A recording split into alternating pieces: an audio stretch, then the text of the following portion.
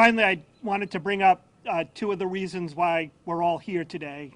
Two young men who I have known since they were very small, who I am so proud of, so proud to know. They have incredible families. They've grown into such articulate and confident and independent people. So I want to bring up, for just a couple of words, Ryan Luckowitz and Jackson Troxell.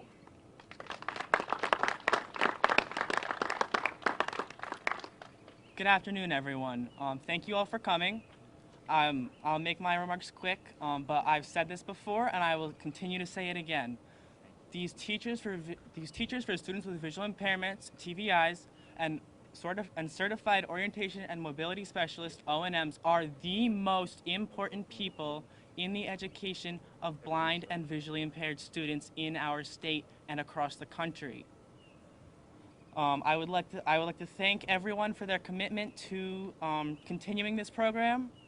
I hope you keep your promise and this works out well. And thank you all.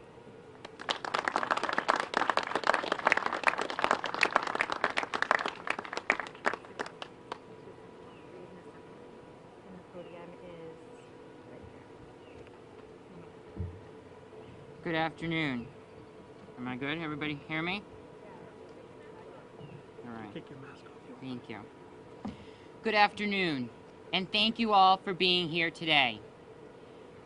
I'm so happy that we have the governor, the speaker, the Senate president, the education commissioner, and folks from Rhode Island College, the Sherlock Center, and AFT here today. And yes, this is very rare that we have them all here at one press conference, but I'm so happy that they could all come together and come to the table and collaborate on this issue, because this is really all about, ensuring the high quality services continue for students like me and Jackson and the several dozen, I think it's like 125 now, who receive services from the Sherlock Center. And Rhode Island leads the nation in this program, and I'm so excited that it's going to continue for at least the next 2 years and hopefully longer.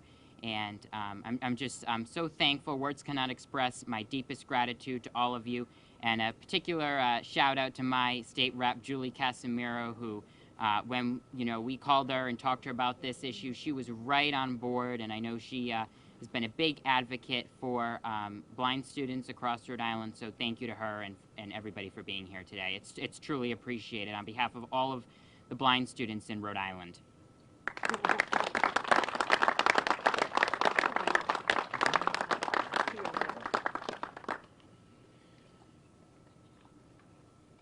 So I believe the speaker just had a couple of last comments, and then I believe he's open to taking questions. I want to recognize Diane and let her speak for a moment, but I neglected to recognize Greg Amore because he's not here today, and it's just an oversight. He worked very passionately with all of his colleagues, our colleagues, to make sure we had a solution. He's on the finance committee like Representative O'Brien. He's invaluable to me crafting a solution that solves the problem for the next 2 years. Greg's out of state. His daughter is graduating college today. I'd like to have Diane say a few brief words, and then I'll be happy to take any questions, and I'm sure the governor and the Senate president will as well. Thank you.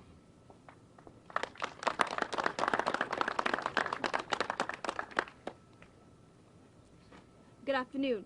Governor McKee, Speaker Shekarchi, Senate President Ruggerio, Commissioner Infante Green, President Sanchez, legislators, and invited guests here today. Thank you for inviting Ryan and I to the Sherlock Center. We are honored to be part of this joint announcement. I know you all have worked diligently to save our beloved vision educators, and I appreciate your hard work. This potential change would have put over 130 blind and vision impaired students at risk beginning July 1st. We are grateful to these students that these students will continue the path of uninterrupted vision and mobility services. Thank you from the bottom of my heart. As you all know, being a parent, we worry about our children. And when you have a child with a disability, this worry is magnified.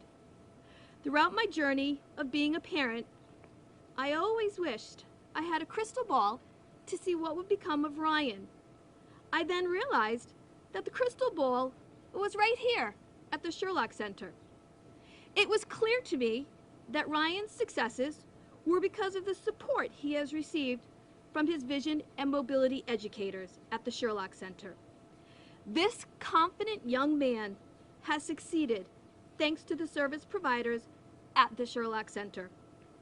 Because Ryan started his vision services at age 3, he has had 7 out of the 14 vision and mobility educators, and they are all impeccable.